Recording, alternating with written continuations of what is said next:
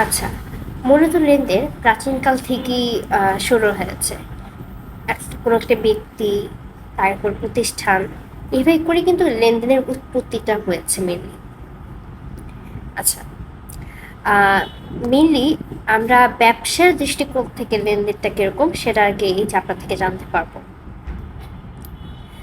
আহ, প্রাচীনকালে কিন্তু পণ্য বিনিময়ের মাধ্যমে লেনদেনটা হতো আর কি। বাট আমাদের ব্যবসার ভাষায় আমাদের কিন্তু এখন আধুনিক যুগে ব্যাংকের মাধ্যমে অথবা কন্ট্রাক্টে লেনদেনটা হয়ে থাকে আর কি। হুম অর্থের মাধ্যমে লেনদেনটা হয়ে থাকে, কিন্তু প্রাচীনকালে কিন্তু সবসময় অর্থ না, পাথর দিয়ে দেখা যেত পণ্য বিনিময় করে লেনদেনগুলো হতো। যাই হোক, আমরা হচ্ছে 9 নাম্বার পেজটা পড়বো। ঠিক আছে, 9 নাম্বার পেজটাতে যদি দেখি যে আধুনিক সমাবেশ ব্যবস্থায় হিসাব লিপিবদ্ধকরণের ক্ষেত্রে লেনদেন শব্দটির অর্থ গুরুত্বপূর্ণ, অত্যন্ত গুরুত্বপূর্ণ। ওকে, মেনলি আমরা যদি একটু খেয়াল করি, এই যে আমি দাগিয়ে দিচ্ছি।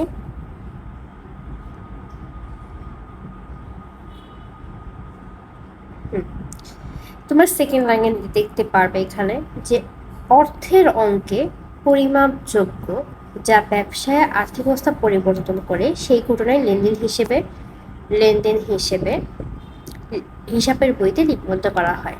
হুম আচ্ছা,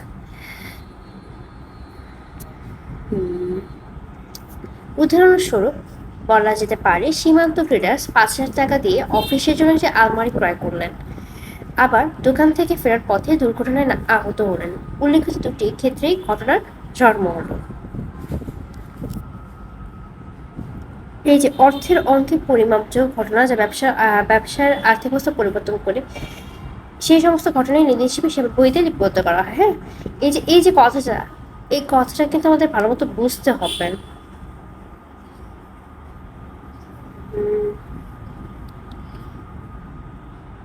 আমরা যদি একটু খেয়াল করি, সমস্ত ঘটনায় কিন্তু লেনদেন হবে না। হ্যাঁ, আবার যেই ঘটনাগুলো হিসাবের বইতে শুধুমাত্র লিপিবদ্ধ হবে সেগুলি কিন্তু লেনদেন। ঠিক আছে, তোমরা যদি খেয়াল করো এখানে কিন্তু দুইটা ঘটনা বলেছে। সীমান্ত রেরাজ 5,000 টাকা দিয়ে কি করলো, অফিসের জন্য আলমারি হচ্ছে ক্রয় করলেন। ঠিক আছে, আবার দোকান থেকে ফেরার পথে দুর্ঘটনায় আহত হলেন। দেখো এখানে কিন্তু দুইটা স্টেটমেন্ট কিন্তু দুইটা। হুম ঘটনা কিন্তু দুইটা। তো আমাদের বুঝতে হবে সীমান্ত ট্রেডার্স এটা একটা প্রতিষ্ঠানের নাম, একটা ব্যবসায়িক প্রতিষ্ঠানের নাম।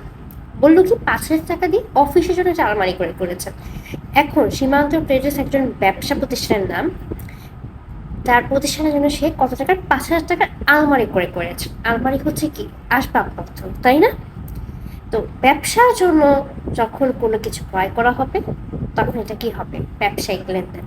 ঠিক আছে, ব্যক্তিগত প্রয়োজনে যদি কোনো কিছু ক্রয় করা হয় সেটা ব্যক্তিগত লেনদেন, তাই না? তো আমাদের বিষয়টা বুঝতে হবে যে এটা কিন্তু ব্যবসার প্রয়োজনে করেছে, দ্যাটস ওয়াই এটা কি ব্যবসায়িক লেনদেন। তো এটা আমরা কিন্তু এন্ট্রি করবো অবশ্যই। দেখো সীমান্ত ট্রেডার্স 5,000 টাকাতে অফিসের আলমারি ক্রয় করেছেন, তার মানে অফিসের প্রয়োজনে আলমারিটা ক্রয় করেছেন, তাই না? ব্যবসার জন্য ব্যবসা প্রতিষ্ঠান থেকে কিন্তু টাকাটা চলে গিয়েছে কিসের জন্য, আলমারি ক্রয়ের জন্য, তাই না? তো এটা কিন্তু লেনদেন, এটা কিন্তু ব্যবসার ভাষায় লেনদেন। ঠিক আছে, সেকেন্ডটা কি ছিল, আবার দোকান থেকে ফেরার পথে দুর্ঘটনায় আহত হলেন। দেখো দোকান থেকে ফেরার পথে দুর্ঘটনায় আহত হলেন, এটা কি আসলেই লেনদেন সৃষ্টি করেছে? এখানে কি টাকার কোনো লেনদেন হয়েছে? টাকার অঙ্কে কোনো লেনদেন হয়নি। এখানে অর্থের অঙ্কে এটা কিন্তু কি আমি মাপতে পারছি না যে দুর্ঘটনায় আহত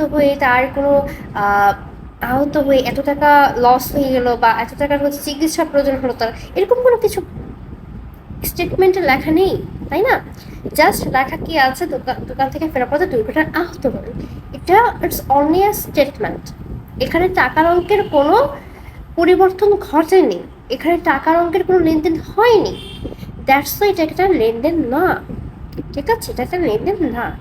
আমার প্রথম স্টেটমেন্টটা লেনদেন, সেকেন্ডটা না। ঠিক আছে, আশা করি তোমরা বুঝতে পেরেছো ব্যাপারটা।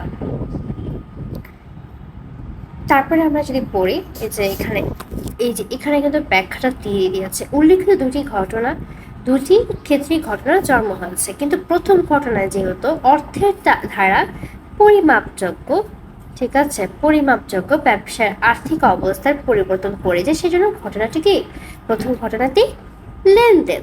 দেখো, 5,000 টাকা আলমারি ক্রয় করেছে, ব্যবসা থেকে টাকাটা কিন্তু চলে গিয়েছে, তাই না, আসবাবপত্রের জন্য। তো এটা কিন্তু অর্থের অঙ্কে পরিবর্তন হয়েছে দেখেই কিন্তু কি হয়েছে, এটা লেনদেন হয়েছে। কিন্তু দ্বিতীয় ঘটনাটি ব্যবসার লেনদেন হিসেবে লিপিবদ্ধ হবে না। তার কারণ কি? তার কারণ হচ্ছে, দেখো, দ্বিতীয় ঘটনাটি যেহেতু আর্থিক সংশ্লিষ্টতা নেই, এই জাতীয় সংস্থা নেই, এবং ব্যবসার আর্থিক অবস্থা কোনো পরিবর্তন হয়নি, সেক্ষেত্রে ব্যবসার লেনদেন, এই ঘটনাটি লেনদেন হিসেবে লিপিবদ্ধ হবে না। দেখেছো কত কত ক্লিয়ার ভাবে জিনিসটা বলে দেওয়া হয়েছে, কত ক্লিয়ার ভাবে জিনিসটা কি করে হয়েছে বলে দেওয়া হয়েছে। ওকে, ফার্স্টে আমরা কিন্তু এই জিনিসটা নোট করবো, অর্থের অঙ্কে পরিমাপযোগ্য যে ব্যবসায় আর্থিক অবস্থা পরিবর্তন করে সেই সমস্ত ঘটনা হচ্ছে লেনদেন হিসেবে লিপিবদ্ধ হয়। লেনদেন কাকে বলে একটু যদি তোমরা লিখে দাও সুন্দর করে, এটা কিন্তু লেনদেনের সংজ্ঞা হয়ে গেল। হ্যাঁ, অ্যাজ ইউজুয়াল সময় আমাদের কিন্তু এটা আসে না, ঠিক আছে, এটা কিন্তু আসে না।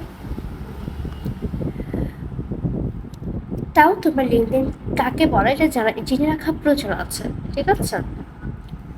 এখন আসলে তোমরা বুঝতে পেরেছ যে আমরা কোন এন্ট্রিটাকে লেনদেন ধরবো, লেনদেন হিসেবে ধরে নিব, তাই না। যেটি অর্থের অঙ্কের পরিবর্তন ঘটবে, যে স্টেটমেন্টটি অর্থের অঙ্কের পরিবর্তনটা ঘটবে, ঠিক আছে, সেটাই হবে কি লেনদেন, বা ব্যবসার আর্থিক অবস্থার পরিবর্তন ঘটবে, সেটাই হচ্ছে কি লেনদেন হিসেবে চিহ্নিত হবে। ওকে, ওকে ফাইন, আমরা একটু নিচের দিকে যাব। লেনদেন শব্দটির আবিধানিক অর্থ, দেখো একটু খেয়াল করে, এখানে লেনদেন শব্দ আবিধানিক অর্থ কি, গ্রহণ ও প্রদান, অথবা কি অর্থাৎ দেওয়া ও নেওয়া, ঠিক আছে। লেনদেন শব্দটির আবিধানিক অর্থ হচ্ছে গ্রহণ ও প্রদান, অর্থাৎ দেওয়া বা নেওয়া। এর সহজ কথা কিন্তু এটা, তাই না। লেনদেন দুই ধরনের, বাহ্যিক লেনদেন আর অভ্যন্তরীণ লেনদেন। এটা কিন্তু এমসিকিউতে আসতে পারে, তোমরা এটা নোট ডাউন করে রাখতে পারো, ঠিক আছে। বাহ্যিক লেনদেন কোনো অর্থনৈতিক ঘটনা দুপক্ষকে বা দুটি প্রতিষ্ঠানকে প্রভাবিত করে। দেখো, বাহ্যিক লেনদেন কোনো অর্থনৈতিক ঘটনা, ঠিক আছে, বা দুই পক্ষ বা দুটি প্রতিষ্ঠানকে প্রভাবিত করতে পারে। যেমন ধরো, তোমাকে এই যে এখানে একটা উদাহরণ দিয়েছে অলরেডি, কোনো সরবরাহকারীর কাছ থেকে বাবুল স্টোর্স কর্তৃক পণ্য দ্রব্য ক্রয়, অথবা ব্যবসা প্রতিষ্ঠান কর্তৃক বাড়িওয়ালাকে মাসিক ভাড়া প্রদান। দেখো, এটা কিন্তু একটা বাহ্যিক লেনদেন, তাই না, এটা কিন্তু একটা বাহ্যিক লেনদেন। আচ্ছা দেখো, এখানে মেনলি এখানে কি বলেছে, যে কোনো সরবরাহকারীর কাছ থেকে বাবুল স্টোর্স কর্তৃক পণ্যদ্রব্য ক্রয়। আচ্ছা, কোনো একটা প্রতিষ্ঠানে যখন কোনো একটা প্রতিষ্ঠান বাবুল স্টোর্স কর্তৃক পণ্যদ্রব্য ক্রয়, অথবা ব্যবসা প্রতিষ্ঠান কর্তৃক বাড়িওয়ালাকে মাসিক ভাড়া প্রদান। এখন একটা বাড়িওয়ালাকে যখন মাস শেষে বাড়ি ভাড়া দিব, তখন কিন্তু এটা বাহ্যিকভাবেই দিব, তাই না। এখানে কিন্তু ভাড়াটিয়া আর বাড়িওয়ালা দুটি পক্ষই কিন্তু কি, দুটি পক্ষই দৃশ্যমান, তাই না, দুটি পক্ষই কিন্তু দেখা যাচ্ছে, বাহ্যিক। আচ্ছা, এখানে এই লাইনে যদি দেখো, পক্ষান্তরে অভ্যন্তরীণ লেনদেন ব্যবসায় শুধু অভ্যন্তরীণ আর্থিক অবস্থাকে প্রভাবিত করে। উদাহরণস্বরূপ, মেশিনারি ব্যবহারের ফলে উদ্বৃত্ত অবচয় বা মূল্যহ্রাস। আচ্ছা, এখানে যদি খেয়াল করো সেক্ষেত্রে দেখতে পারবে যে একটা মেশিন ক্রয় করেছে, ঠিক আছে। তো মেশিন ক্রয় করার ফলে মেশিনের টাকাটা কিন্তু চলে গেছে, চলে গিয়েছে, তাই না? কিন্তু মেশিনটার কিন্তু আজকে যে মেশিনটা কিনেছো 20,000 টাকা দিয়ে, সেটা কিন্তু আগামী 10 বছর বা 5 বছর পর মেশিনের দাম কিন্তু 20,000 টাকা থাকবে না, এর মূল্যটা কিন্তু হ্রাস পাবে। হ্যাঁ, যেমন আজকের মেশিনটা 20,000 টাকা দিয়ে কিনেছো, আগামী 5 বছর পর এই মেশিনের মূল্য বা এই মেশিনের অবচয় কমে আসবে। প্রত্যেক বছর একটা অপচয় হবে মেশিনের, ঠিক আছে? সেটা হতে পারে 1,000 টাকা বা 500 টাকা, ঠিক আছে, বা 2,000 টাকা। তো এরকমই আগামী 5 বছর পর এই মেশিনের মূল্য কিন্তু 20,000 টাকা থাকবে না। আজকের দিনে যে মেশিনটা তুমি 20,000 টাকা দিয়ে কিনেছ, সেটা কিন্তু আগামী 5 বছর পর 20,000 টাকা থাকবে না। এটার দাম এসে দাঁড়াতে পারে 10,000 টাকা বা 5,000 টাকা, ঠিক আছে? এটার মূল্যটা হ্রাস পাবে। এই যে এটা তো দেখা যাচ্ছে না, এটা কি মানুষের চোখে দেখা যায় যে মেশিনের দামটা কমে গিয়েছে? এটা কিন্তু মানুষের চোখে দেখা যায় না। হ্যাঁ, এটা কিন্তু দেখা যায় না। বাড়িওয়ালা ভাড়াটিয়া, এই দুই পক্ষ কিন্তু দেখা যাচ্ছে। ভাড়াটিয়া বাড়িওয়ালাকে মাস শেষে বাড়ি ভাড়া দিচ্ছে। হ্যাঁ, এখানে ভাড়াটিয়া বাড়িওয়ালা দুটি পক্ষ দৃশ্যমান। হ্যাঁ, এই দুটি পক্ষ দেখা যাচ্ছে। কিন্তু একটা মেশিন কিনলাম, মেশিনের মূল্যটা হ্রাস পাচ্ছে, এটা কিন্তু দেখা যাচ্ছে না। এটা কিন্তু দেখা যাচ্ছে না, তার মানে এটা একটা অভ্যন্তরীণ লেনদেন। আর বাড়িওয়ালা ভাড়াটিয়ার মধ্যে যে লেনদেনটা হয়ে থাকে, সেই লেনদেনটা তো দেখা যাচ্ছে, দৃশ্যমান। সেই ক্ষেত্রে এই লেনদেনটা কিরকম হবে? বাহ্যিক লেনদেন। হ্যাঁ, তো এই হচ্ছে লেনদেন দুই ধরনের। তোমরা যা উদাহরণের মাধ্যমে বুঝতে পেরেছো অলরেডি। আবার নিচে যদি দেখো একটু, সেক্ষেত্রে দেখতে পারবে নগদ টাকার আদান প্রদান বা বাকিতে ক্রয় বিক্রয় ছাড়াও সেবা আদান প্রদানের মাধ্যমে লেনদেনের উদ্ভব হতে পারে। আচ্ছা, আপনার সবসময় সব কিছু কিন্তু সবসময় সব কিছু কিন্তু কি বলে এটাকে, ডিরেক্টলি লেনদেন করি না, তাই না? অনেক সময় হচ্ছে আমরা বাকিতেও ক্রয় বিক্রয় করি অনেক কিছু। হ্যাঁ, বাকিতে অনেক কিছু আমরা ক্রয় করে নিয়ে আসি। যেমন ধরো, এখানে যেমন বলা হয়েছে মিসেস মাহবুবাকে কাজের বিনিময়ে 2,000 টাকার বেতন দেওয়া হলো। হ্যাঁ, মিসেস মাহবুবাকে কাজের বিনিময়ে 2,000 টাকা বেতন দেওয়া হলো, অথবা ঘর ভাড়া বাবদ 3,000 টাকা পাওয়া গেল। হুম, এই যে বিষয়গুলা, যে মিসেস মাহবুবাকে কাজের বিনিময়ে 2,000 টাকা বেতন দেওয়া হয়েছে, এটা কিন্তু ডিরেক্টলি দেওয়া হয়েছে। হ্যাঁ, নগদ নগদ অঙ্কের টাকাটা দেওয়া হয়েছে। ঘর পাওয়া বাবদ এটা কিন্তু 3,000 টাকা দেওয়া হয়েছে, এটাও কিন্তু লেনদেন।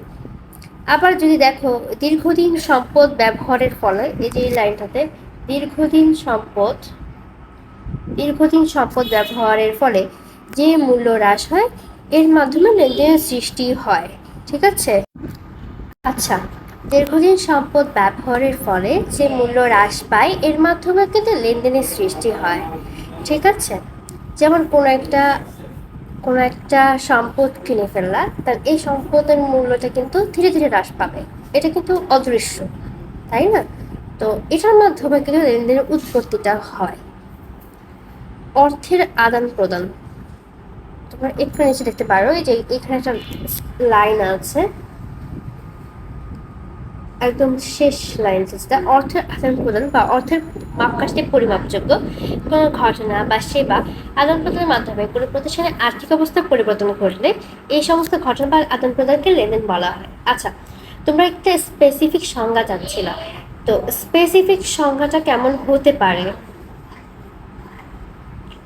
হ্যাঁ, স্পেসিফিক সংজ্ঞাটা কেমন? অর্থের আদান প্রদান বা অর্থের মাপকাঠিতে পরিমাপযোগ্য। দেখো, যেই ঘটনা বা যেই সেবাটাই অর্থের মাপকাঠিতে পরিমাপযোগ্য হবে, সেটাই কিন্তু কি হবে? লেনদেন হবে। হ্যাঁ, দ্রব্য সামগ্রী বা এটা সেটা হতে পারে সেবা কর্ম, হতে পারে উকিল একটি কাজ করে দিল। হ্যাঁ, উকিল একটা সার্ভিস প্রদান করে দিয়েছে আমাদের। হ্যাঁ, তো সেটার জন্য কি আমরা একটা পেমেন্ট করবো, একটা পেমেন্ট করবো, যার কারণে কি হবে? আর্থিক অবস্থার পরিবর্তন ঘটবে। তো এই সার্ভিসের মাধ্যমে কি প্রতিষ্ঠানে একটা টাকা চলে যাচ্ছে বা অর্থ চলে যাচ্ছে, এটা লেনদেনের মধ্যে যাবে। হ্যাঁ, পড়বে। তারপর কি সবসময় যে পণ্য দ্রব্য ক্রয় করলি এটা লেনদেন হবে, এরকমটা কিন্তু না। কোনো একটা সার্ভিস প্রদানের মাধ্যমে যদি আমার অর্থের পরিবর্তন ঘটে, সেক্ষেত্রেও কিন্তু এটা লেনদেন হবে। হ্যাঁ, এখানে এই যে এখানে দেখো, বস্তুত দ্রব্য সামগ্রী বা সেবা কোনো বিনিময় ফলে কোনো ব্যক্তি বা প্রতিষ্ঠান বা ব্যবসার আর্থিক অবস্থায় আর্থিক অবস্থা পরিবর্তন ঘটলে সেটা লেনদেনের সৃষ্টি হয়। বস্তু দ্রব্য সামগ্রী সেবা কর্ম বিনিময়ের ফলে কোনো ব্যক্তি বা প্রতিষ্ঠানের বা ব্যবসায়, হ্যাঁ, কোনো আর্থিক অবস্থা যদি পরিবর্তন ঘটে তাহলে কি হয়, লেনদেনের সৃষ্টি হয়। হ্যাঁ, তারপরে আমরা দেখবো হচ্ছে লেনদেনের প্রকৃতি বা বৈশিষ্ট্য। আচ্ছা, লেনদেনের কিন্তু অনেকগুলো বৈশিষ্ট্য আছে। তোমরা যদি খেয়াল করো সেক্ষেত্রে অনেকগুলো বৈশিষ্ট্য তোমরা অলরেডি পেয়ে যাচ্ছ। হ্যাঁ, 6টা বৈশিষ্ট্য তোমাদের মেইন বইতে হচ্ছে উল্লেখ আছে আর কি। অর্থের অঙ্কে পরিমাপযোগ্য, অবশ্যই লেনদেন কি হতে হবে, অর্থের অঙ্কে পরিমাপযোগ্য হতে হবে। এটা ফার্স্ট, একদম একদম ফার্স্ট হচ্ছে, এটা হচ্ছে এক নম্বর হচ্ছে বৈশিষ্ট্য। হ্যাঁ, এটা হতেই হবে, এটা ছাড়া কোনোভাবেই তুমি লেনদেনটা হচ্ছে স্পেসিফাই করতে পারবে না। লেনদেন একটি উল্লেখযোগ্য বৈশিষ্ট্য হলো ঘটনাকে অবশ্যই অর্থের অঙ্কে পরিমাপযোগ্য হতে হবে। দেখো এখানে বলতেছে অলরেডি। হ্যাঁ, অবশ্য অর্থের অঙ্কে হতে পরিমাপযোগ্য হতে হবে, নতুবা উক্ত ঘটনাকে লেনদেন বলা যাবে না। যেমন ব্যবসায়ে ম্যানেজারের মৃত্যু একটি ক্ষতি যা অর্থ ধারা পরিমাপযোগ্য নয়, তাই এটা কোনো লেনদেন নয়। দেখো, ব্যবসায়ের ম্যানেজারের মৃত্যু হলো, ম্যানেজার মারা গেল, এর মাধ্যমে কিন্তু তোমার ব্যবসায় কোনো অর্থের অঙ্কের পরিবর্তন ঘটে নাই, তাই না? পরিবর্তন কি হয়নি, ঘটে নাই। তো এটাকে আমরা লেনদেন ধরতে পারবো না। হ্যাঁ, লেনদেন ধরতে পারবো না।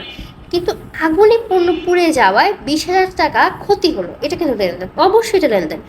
তোমার ব্যবসার 20,000 টাকার পণ্য পড়ে গিয়েছে, পণ্য পুড়ে ছাই হয়ে গেছে বা পণ্য নষ্ট হয়ে গিয়েছে। হ্যাঁ, বা গুদামে 20,000 টাকার পণ্য পড়ে গেছে, তো এটা কিন্তু লেনদেন হবে। এটা লেনদেন হবে। বা যাতায়াত ত্রুটির কারণে পণ্যগুলো নষ্ট হয়ে গেছে, ঠিক আছে? এরকম হতে পারে, যানবাহনের প্রবলেমের কারণে পণ্যগুলো নষ্ট হয়ে গেছে, লেটে এসেছে, এরকম হতে পারে। হ্যাঁ, বিভিন্ন ইস্যুসের কারণে যদি পণ্যগুলো নষ্ট হয়ে যায়, টাকার অঙ্ক উল্লেখ থাকে, সেক্ষেত্রে অবশ্যই এটাকে করবো, এটাকে লেনদেন ধরে নিব আমরা।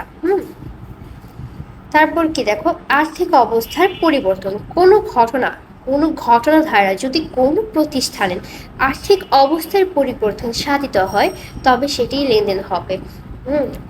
দেখো, নগদ 5,000 টাকা দিয়ে অফিসে আসবাবপত্র ক্রয় করা হলো, 5,000 টাকার আসবাবপত্র ক্রয় করা হয়েছে, এর মাধ্যমে কি হয়েছে, অর্থের কিন্তু পরিবর্তন ঘটেছে, তাই না? এখানে প্রতিষ্ঠানের আসবাবপত্র বৃদ্ধির পাশাপাশি নগদ 5,000 টাকা হ্রাস পেয়েছে।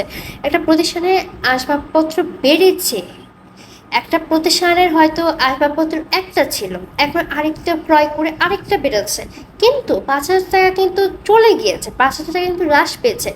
5,000 টাকা দিয়ে কিন্তু আসবাবপত্রটা নিয়ে এসেছে, একটা ছিল দুইটা হয়েছে, কিন্তু টাকাটা চলে গিয়েছে, ঠিক আছে? তো এর মাধ্যমে কি হয়েছে, নগদ অর্থের পরিবর্তন হয়েছে।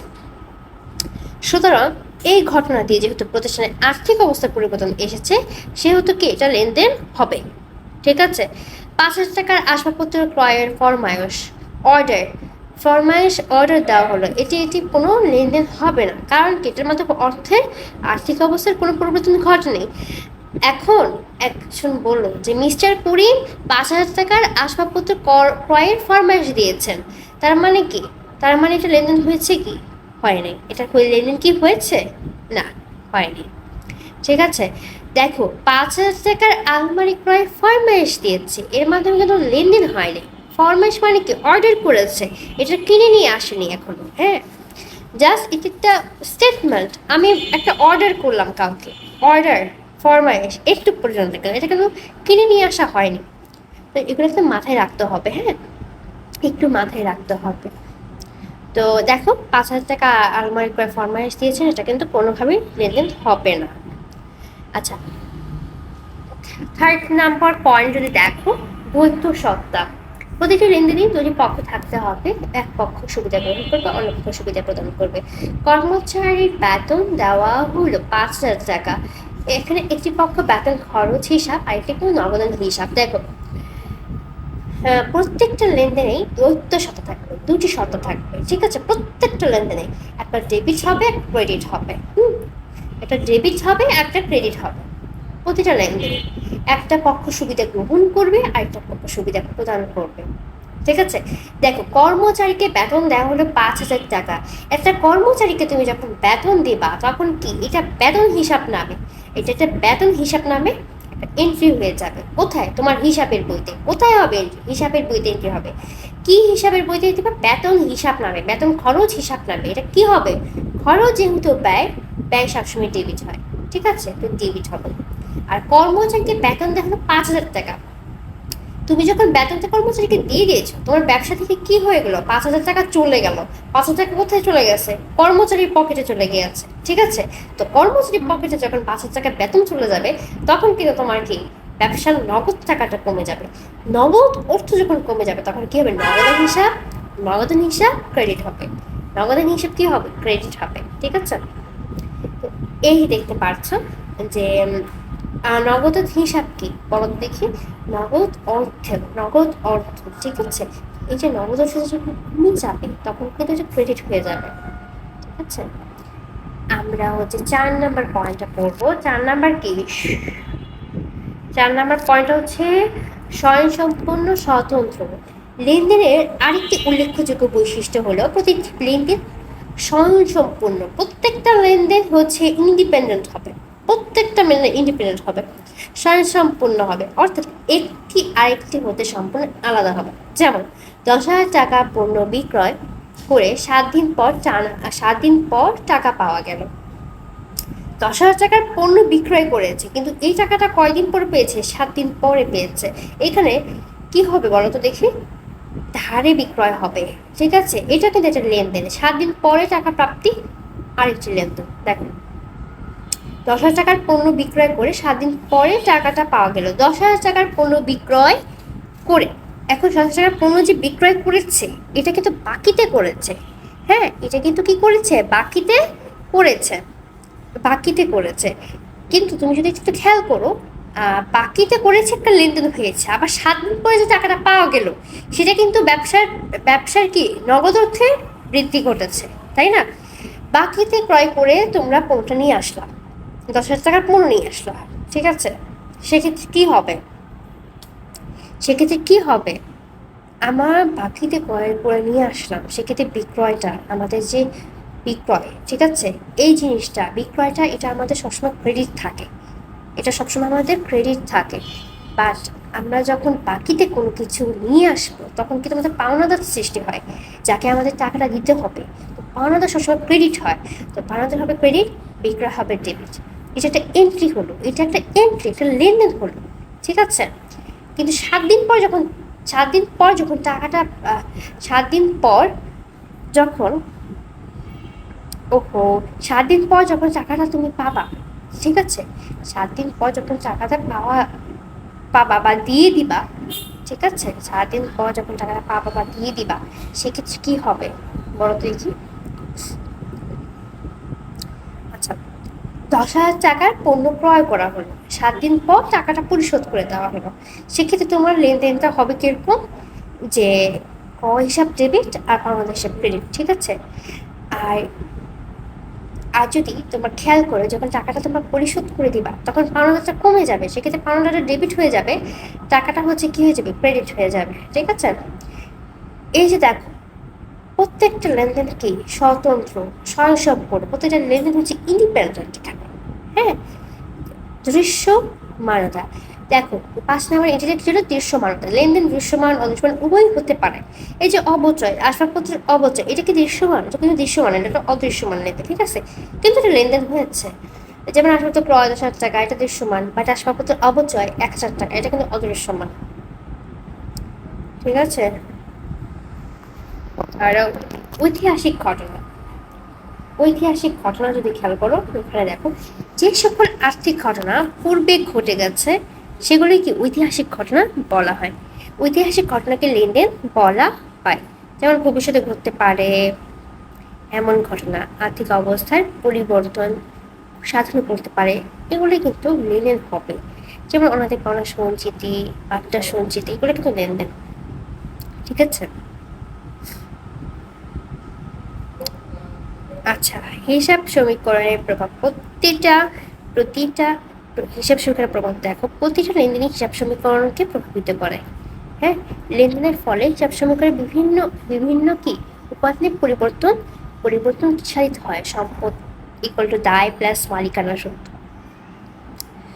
দেখো, প্রতিটা লেনদেনে কি করবে, হিসাব সমীকরণকে প্রভাবিত করবে। হ্যাঁ, হিসাব সমীকরণ প্রভাবিত ছাড়া কোনোটা লেনদেন হবে না। কারণ কি, লেনদেনে আমরা যদি দেখি লেনদেন দুইটা দিকে প্রভাবিত করবে। ঠিক আছে, তো সেক্ষেত্রে দেখো কি বলেছে, সম্পত্তি টু দায় প্লাস মালিকানা সত্য। এটা একটা হিসাব সমীকরণ। ঠিক আছে, মেনলি এই বইয়ের তোমার হিসাব বিজ্ঞানের শুরুটাই এখান থেকে তুমি ধরো। সেক্ষেত্রে ম্যাথের শুরুটাই এখান থেকে, ম্যাথের বেসিকটাই হচ্ছে এই জায়গাটা। এই জায়গাটা যত ভালো মতো বুঝতে পারবে তত ভালো মতো প্রত্যেকটা চ্যাপ্টার কভার করতে পারবে। তো সেক্ষেত্রে দেখতে হবে সম্পদ ইকুয়াল টু দায় প্লাস মালিকানা সত্য, এটা একটা হিসাব সমীকরণ। সুতরাং কোনো ঘটনা লেনদেন কিনা তা হিসাব সমীকরণের মাধ্যমে যাচাই করা যায়। তোমরা এতক্ষণ স্টেটমেন্ট অনুযায়ী নিজেরা ধারণা করে বুঝতে পারবা যে কি হবে কি, বাট আরেকটা ফর্মুলা আছে যেটার মাধ্যমে তুমি আসলেই গাণিতিকভাবে বুঝতে পারবা যে এটা আসলে লেনদেন হয়েছে কিনা বা লেনদেন হবে কিনা। ঠিক আছে, বুঝতে পেরেছ কিনা আমার কথাটা? সুতরাং কোনো ঘটনার লেনদেন কিনা তা হিসাব সমীকরণের পরিবর্তনের মাধ্যমে যাচাই করা যায়। আচ্ছা, এখন দেখো, সোহেল এন্টারপ্রাইজ 2017 সালের জানুয়ারি মাসে নিম্নলিখিত যে ঘটনাগুলো এগুলো আর কি হয়েছে। হ্যাঁ, দেখো, 50,000 টাকা মূলধন নিয়ে ব্যবসা আরম্ভ করা হলো। ঠিক আছে, নগদে 15,000 টাকার পণ্য ক্রয় করা হলো। এগুলো কিন্তু এগুলো কিন্তু তোমার ম্যাথ থাকবে, তোমাদের ম্যাথে এগুলো থাকবে। হ্যাঁ, তো একজন পাওনাদারকে 10,000 টাকা পরিশোধ, 8,000 টাকার পণ্য ক্রয় ফরমাশ পদ প্রদান, বিজ্ঞাপন বাবদ 2,000 টাকা প্রদান, জনাব মামুনকে মাসিক 7,000 টাকা বেতনে ব্যবসায়ী ম্যানেজার নিয়োগ, ব্যবসা থেকে ব্যক্তিগত প্রয়োজনে মালিক 3,000 টাকা উত্তোলন করেছেন, মালিকের ব্যক্তিগত অর্থ হতে 5,500 টাকা ভিতরে 500 টাকা চুরি হয়েছে, হাসিম ব্রাদার্স হতে প্রতি মাসে 10,000 টাকার পণ্য ক্রয়ের জন্য চুক্তি সম্পাদন, 10,000 টাকা মূল্যের পণ্য হানিফ ট্রেডার্সের নিকট ধারে বিক্রয়। এই যে বিষয়গুলা, হ্যাঁ, এই যে এন্ট্রিগুলা, এগুলো কিন্তু সবগুলোই হচ্ছে সবগুলো থেকে আমাদের কি চিহ্নিত করতে হবে, লেনদেন কিনা এটা হচ্ছে চিহ্নিত করতে হবে। হ্যাঁ, ওকে, সমস্যা নেই। আচ্ছা, ফার্স্ট অফ অল আমরা যদি দেখি যে এখানে কি আছে, 50,000 টাকা মূলধন নিয়ে ব্যবসা আরম্ভ করা হলো। দেখো, এটা কিন্তু লেনদেন। কেন? একটা ব্যবসা যখন আরম্ভ করা হয় তখন কিন্তু কি দুটি পক্ষ থাকে। একটা পক্ষ কি নগদ অর্থ ব্যবসায় নিয়ে আসে, তাই না? তাহলে সেক্ষেত্রে কি হয়, মালিকের মূলধনটা বৃদ্ধি পায়, আরেকটা কি হয়, প্রতিষ্ঠানের নগদ অর্থটা বৃদ্ধি পায়, তাই না? দুইটি পক্ষ হচ্ছে এটা, একটা হচ্ছে মূলধন আর হচ্ছে নগদ অর্থ। ওকে, ফাইন। সেকেন্ডটা যদি আমরা খেয়াল করি, নগদে 15,000 টাকার পণ্য ক্রয়। আচ্ছা, এটা কিন্তু লেনদেন। কারণ কি, নগদে যখন আমরা পণ্যটা ক্রয় করি সেক্ষেত্রে কি আমাদের খরচটা বৃদ্ধি পায়। ঠিক আছে, আর নগদ অর্থটা হ্রাস পায়। ঠিক আছে, আচ্ছা, একজন পাওনাদারকে 10,000 টাকা পরিশোধ। একটা পাওনাদারকে যখন আমরা 10,000 টাকা পরিশোধ করি সেক্ষেত্রে কি হয়, সেক্ষেত্রে পাওনাদারকে পরিশোধের ফলে ব্যবসায় কি দায় আর নগদ অর্থ দুটি কিন্তু কি হয়, হ্রাস পায়, তাই না? আমাদের কি ব্যবসার আর্থিক অবস্থার পরিবর্তনটা ঘটে। 4 নম্বর পয়েন্ট কি আছে, 8,000 টাকায় পণ্য ক্রয়ের ফরমাশ প্রদান। যখন আমরা 8,000 টাকায় পণ্য ক্রয়ের ফরমাশটা প্রদান করি সেক্ষেত্রে এটা কিন্তু লেনদেন হবে না, তাই না? আচ্ছা, একটা পণ্য যখন ক্রয়ের ফরমাশ প্রদান করা হয় তখন কিন্তু এটার কোনো অর্থ, কোনো আদান প্রদান ঘটেনি। এই জন্য কি এটা অর্থে পরিমাপযোগ্য নয়, সেহেতু এটা লেনদেন হবে না। হ্যাঁ, আচ্ছা, আমরা বিজ্ঞাপন 5 নাম্বারটা দিতে পারি, বিজ্ঞাপন বাবদ 2,000 টাকা প্রদান। ঠিক আছে, দেখো, বিজ্ঞাপন বাবদ যখন আমরা 2,000 টাকা প্রদান করি সেক্ষেত্রে কি হবে, দেখো, সেক্ষেত্রে হচ্ছে এটা লেনদেন হবে। হ্যাঁ, এটা লেনদেন হবে, কারণ কি বিজ্ঞাপন খরচ এটা প্রদানের মাধ্যমে প্রতিষ্ঠান একটা সুবিধা গ্রহণ করে, তাই না? তো সুবিধা যখন গ্রহণ করে তখন কি নগদ অর্থের পরিবর্তন ঘটে, নগদ অর্থটা কি পায়, হ্রাস পেয়ে যায়। ঠিক আছে, আর বিজ্ঞাপনের একটা খরচটা কি হয়, বৃদ্ধি পায়।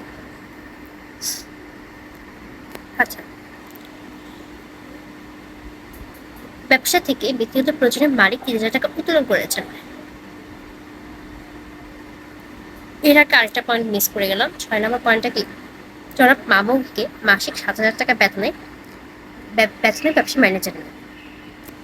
দেখো, এখন এখানে যে কথাটা আছে যে ব্যবসা ম্যানেজার নিয়োগ করা হয়েছে, এটা কিন্তু নিয়োগ করা হয়েছে, এটা তাৎক্ষণিক সুবিধা গ্রহণের জন্য করা হয়েছে। এখানে অর্থের অঙ্কের কোনো পরিবর্তন ঘটেনি, তাই না? তো জাস্ট নিয়োগ করেছে, এমন না যে তাকে স্যালারি দিয়েছে বা বেতন দিয়েছে, মজুরি দিয়েছে, এরকম কিন্তু না। তো সেহেতু অর্থের অঙ্কের কোনো পরিবর্তন ঘটেনি, এই জন্য এটা কি লেনদেন নয়। হ্যাঁ, লেনদেন নয়। ৭ নম্বর পয়েন্ট যদি দেখো, সেক্ষেত্রে দেখতে পারবে ব্যবসা থেকে ব্যক্তিগত প্রয়োজনে মালিক ৩,০০০ টাকা উত্তোলন করেছেন। ওকে, ব্যবসার প্রয়োজনে ব্যক্তিগত ব্যক্তিগত প্রয়োজনে ৩,০০০ টাকা উত্তোলন করেছে। ৭ নাম্বার, এটা কিন্তু লেনদেন। কেন? যখন ব্যবসার প্রয়োজনে কোনো কিছু উত্তোলন করে তখন কিন্তু লেনদেন হবে না। ঠিক আছে, যেমন ব্যবসাগত নগদ অর্থ গ্রহণের মাধ্যমে মালিক প্রতিষ্ঠান হতে সুবিধা গ্রহণ করেছেন, ফলে ব্যবসার নগদ অর্থের পরিবর্তন ঘটেছে। ঠিক আছে, ব্যবসা থেকে সুবিধা গ্রহণ করেছে, উত্তোলন করেছে টাকাটা, তো ব্যবসার টাকাটা কমে গিয়েছে, উত্তোলন টাকা ব্যয়, তাই না? আচ্ছা, ঠিক আছে। মালিকের ব্যক্তিগত অর্থ হতে ৫০০ টাকা চুরি হয়েছে। মালিকের ব্যক্তিগত অর্থ হতে ৫০০ টাকা চুরি হয়েছে, এর মানে তো ব্যবসায় কোনো অর্থের পরিবর্তন ঘটেনি, ব্যবসায় কোনো প্রকার লেনদেন হয়নি। ঠিক আছে, ব্যবসায় কোনো প্রকার অর্থের পরিবর্তন ঘটেনি, দ্যাটস ওয়াই সেক্ষেত্রে এটা কি হবে, লেনদেন হবে না। হ্যাঁ, লেনদেন নয়। ৮ নাম্বার। আচ্ছা, ৯ নাম্বার, হাসিম ব্রাদার্স হতে প্রতি মাসে ১০,০০০ টাকার পণ্য ক্রয়ের জন্য চুক্তি সম্পাদন। এখন দেখো, চুক্তি সম্পাদন এটা একটা চুক্তি করেছে, এর মাধ্যমে কিন্তু নগদ অর্থের কোনো পরিবর্তন ঘটেনি, এটা জাস্ট একটা চুক্তি। যদি হাসান ব্রাদার্সকে টাকাটা দিয়ে দেওয়া হতো সেক্ষেত্রে কিন্তু টাকা লেনদেন হতো, তাই না?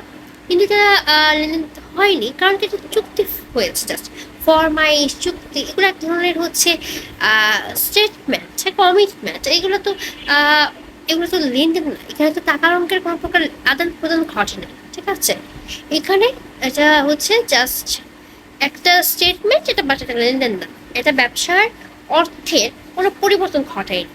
ঠিক আছে, তো এটা হচ্ছে কি লেনদেন হবে না। হ্যাঁ, লেনদেন হবে না। ওকে, লেনদেন নয়। লেনদেন হবে না।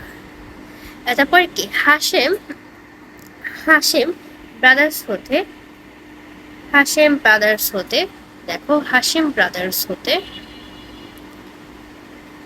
প্রতি মাসে ১০,০০০ টাকার পণ্য ক্রয়ের চুক্তি সম্পাদন। হ্যাঁ, ৯ নাম্বারটা দেখো, চুক্তি সম্পাদন। সেক্ষেত্রে হাসিম বাজার থেকে চুক্তি সম্পাদন করে লেনদেন নয়, অলরেডি করেছি। আর ১০ নাম্বারটা ১০,০০০ টাকার